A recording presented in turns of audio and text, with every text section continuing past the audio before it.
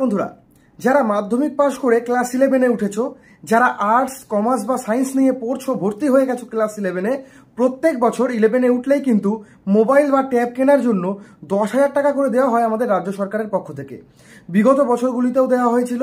আগে উচ্চ মাধ্যমিক যারা দেবে, মানে এই 11 না 12-এ যারা পড়তো তাদের দিত, কিন্তু বিগত বছর ধরে কিন্তু যারা 11-এ উঠেছো তোমাদেরই কিন্তু এই যে মোবাইল কেনার জন্য বা ট্যাব কেনার জন্য টাকা দেওয়া হয়।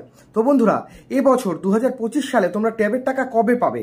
দেখো, যত সম্ভব আগস্ট মাসের শেষের দিকে বা সেপ্টেম্বর মাসের প্রথম দিকে তোমরা পেতে চলেছো ট্যাবের জন্য 10,000 টাকা।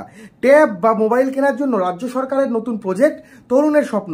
বিগত বছরগুলোতেও দেখা হয়েছিল পুজোর আগে আগে টাকা দেওয়া হয়, তো এবছরও কিন্তু পুজোর আগে আগে তোমাদের প্রত্যেকের ব্যাংক অ্যাকাউন্টে 10,000 টাকা করে ঢুকে যাবে টাকা ট্যাব বা মোবাইল কেনার জন্য।